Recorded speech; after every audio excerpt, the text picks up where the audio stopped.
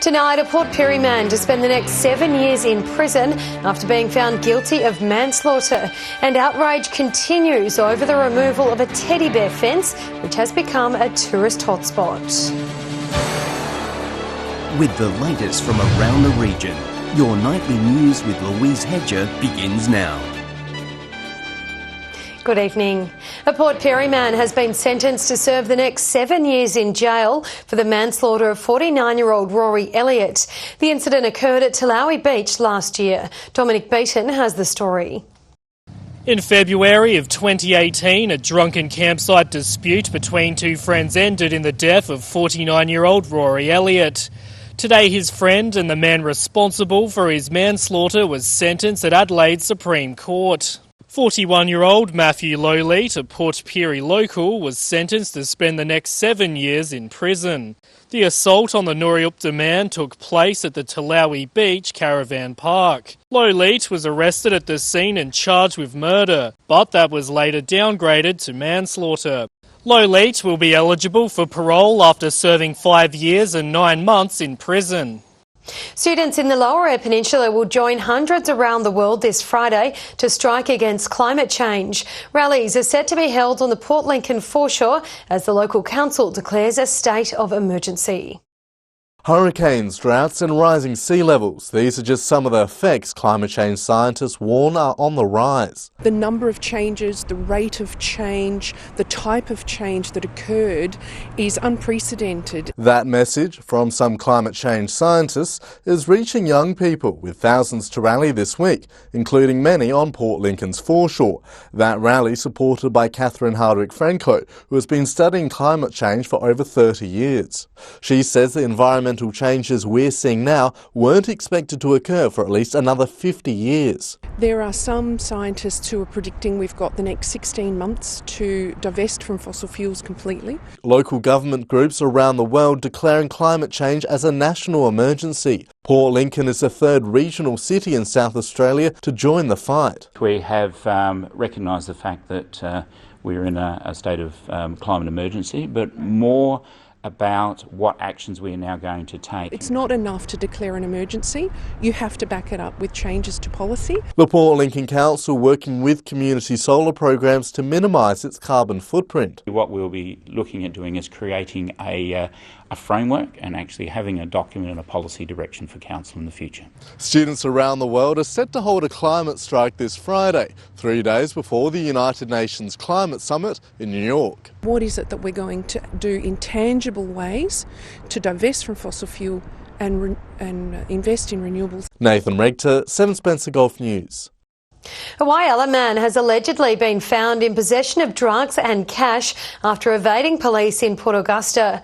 The 27-year-old was tracked to an address in Power Crescent where police claimed to have found 170 grams of a substance believed to be methamphetamine, as well as a large amount of cash. He was charged with a raft of offences, including resisting arrest, in which it's alleged he caused minor injury to a police officer. The man was refused police bail.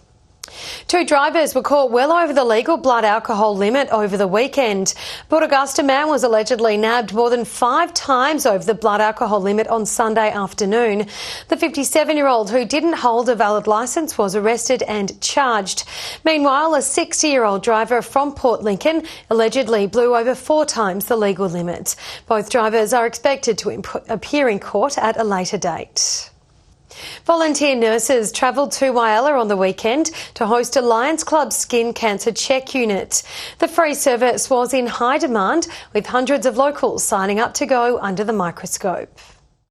This unit will be a lifesaver for some Whyalla locals, and with summer around the corner, many are eager to get checked. We've had about 60 today, but we've got a total will come through by the end of Sunday. We'll probably have 180.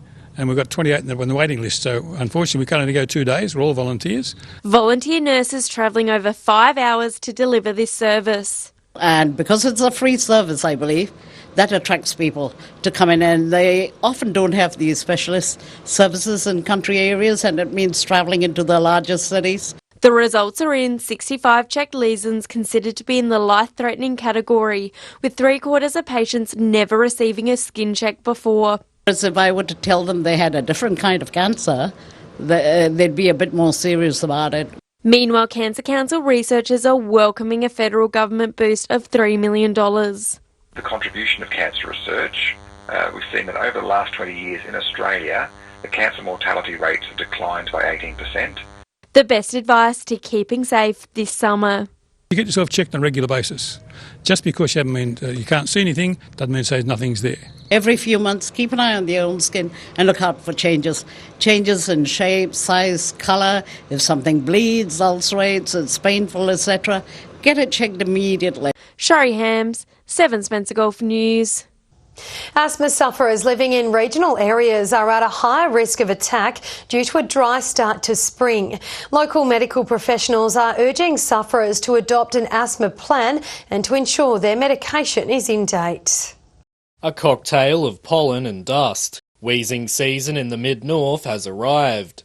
Local medical staff at Port Pirie Hospital are putting on an early warning for asthmatics to take extra care this spring. September normally brings them into the hospital because they haven't been able to manage their asthma at home. A dry start to spring, worsening conditions for asthma sufferers. With all the spring flowers coming and the dust, the north winds that we get.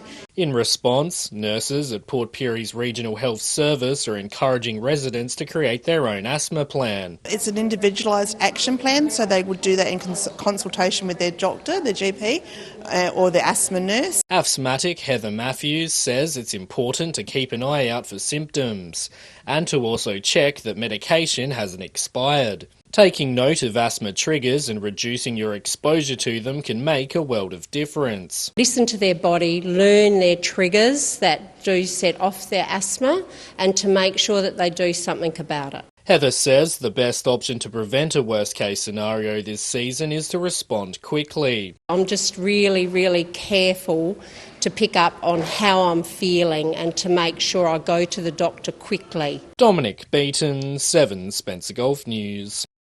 The federal government has passed laws making it illegal for social media users to encourage people to break into farms. It comes in the wake of an election promise to crack down on a website being used by animal activists to target livestock owners. Protesters could now face jail time and serious fines if they're caught in the act.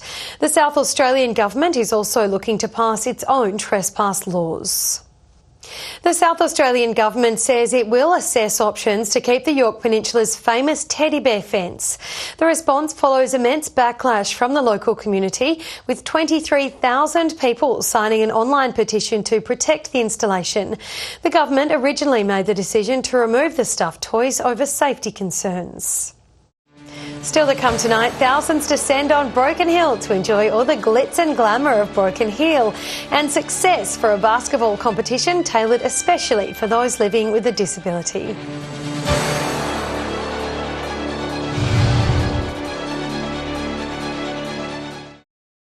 Welcome back.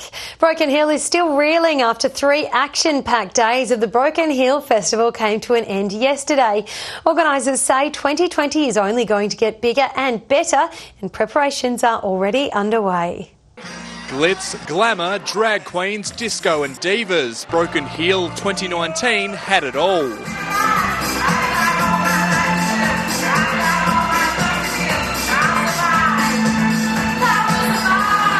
The fun started on Friday night. Festival goers treated to dozens of dazzling acts from a host of performers.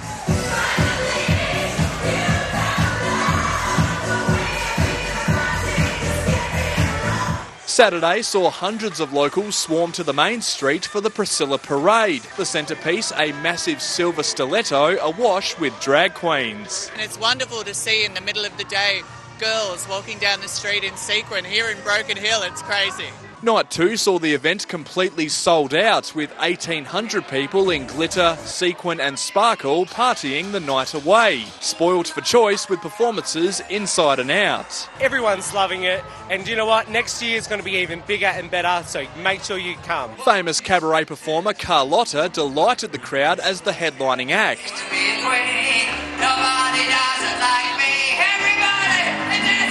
As the fireworks went off, the night was still young, the dance floor pumping well after midnight. I'm touring mostly USA and Canada throughout the year, but I come here especially for this. Hundreds made it to Silverton for the Sunday session before back to the Palace for a special screening of the 25-year-old movie that inspired the whole event. Now in its 5th year, the Broken Hill Festival certainly doesn't fail to draw in the numbers. Over 4,000 people have passed through the gates over the past 3 days. Organisers say it's been absolutely fabulous. We have just announced our 2020 dates and released our first batch of early bird tickets. Patrick Reinke, 7 Spencer Gulf News.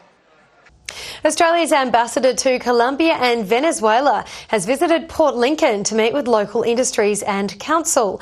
The quick stopover, part of the Global Heads meeting in Canberra. Australian ambassadors from around the world coming home to discuss policies, trade and tourism.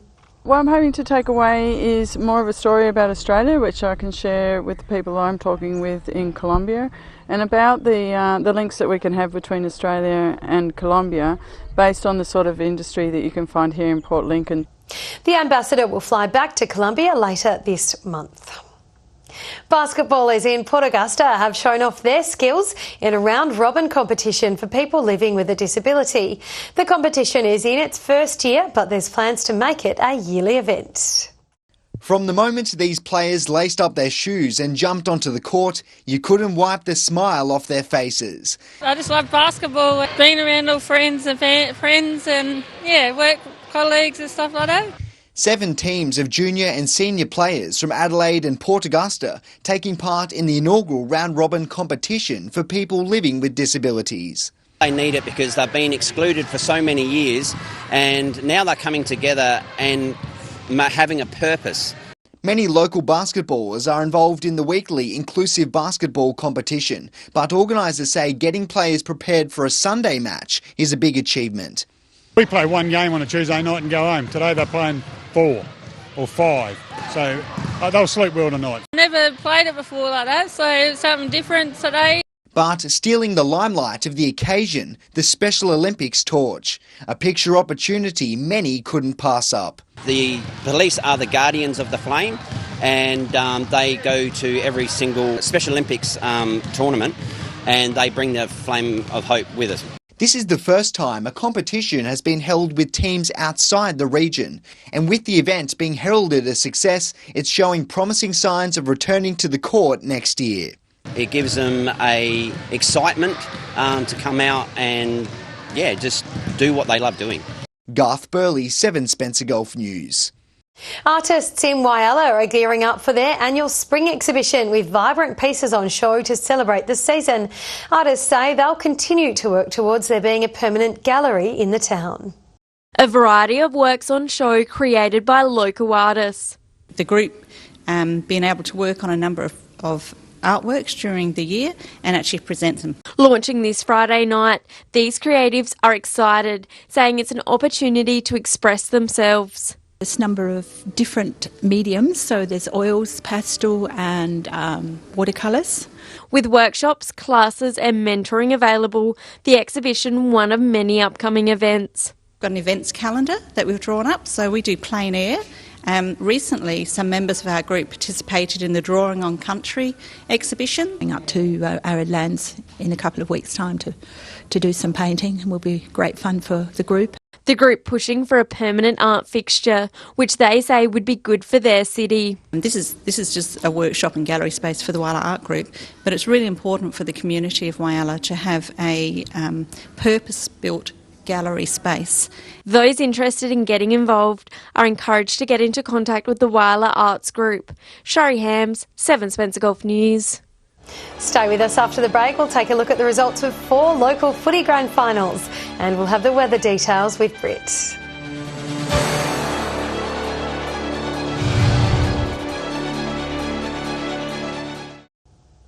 Hello again. The West Dragons have capped off an amazing season of Whyalla football, taking home the A-grade premiership. It was one of 4 grand finals played across the region over the weekend. Here's Patrick Reinke with the wrap-up.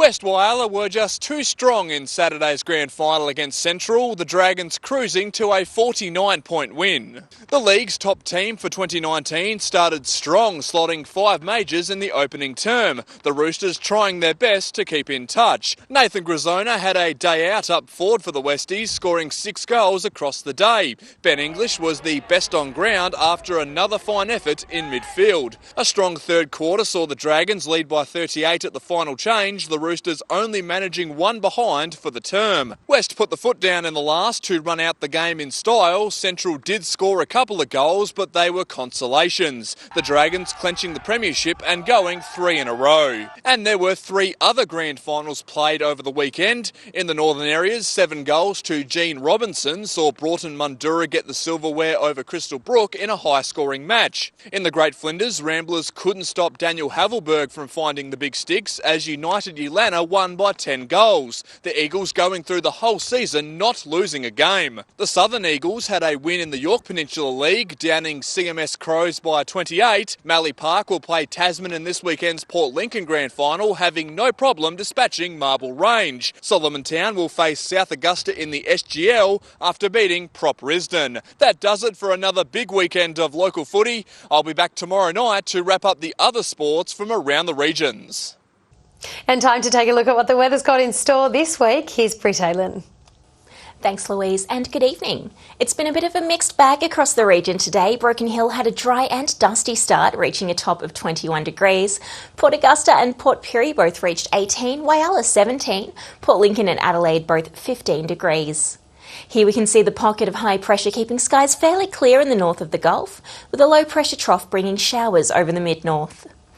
Moving along to tomorrow now, with easterly winds tending southeasterly on the Gulf waters at up to 20 knots and seas at 1.5 metres. The sun will rise at 18 minutes past 6.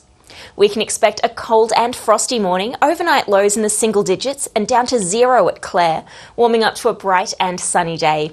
Port Augusta and Woodner both expecting tops of 24, Corn and Port Pirie both 22, Whyalla and Cleve 20, Kadina a top of 19, Coffin Bay, Broken Hill, Clare and Adelaide all 17, Port Lincoln 16. Further through the week, a partly cloudy day expected at Port Lincoln on Wednesday, showers Thursday and Friday. Cleve with strong winds on Wednesday, showers Thursday and Friday. Woodner expecting areas of fog on Wednesday, storms on Thursday with partly cloudy conditions on Friday. A partly cloudy Wednesday expected at Whyalla and Kadina, strong winds on Thursday with showers Friday.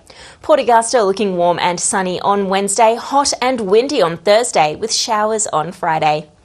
Sunny conditions at Port Pirie and Clare on Wednesday, strong winds on Thursday with showers on Friday. Broken Hill looking fine and partly cloudy Wednesday and Thursday with a little more cloud cover on Friday. And Louise, that's it for the forecast. It's back to you. All right, thank you for that, Brit. And that's your local news this Monday evening. Thanks for joining us today. We'll have updates later, but until then, enjoy your evening. Good night.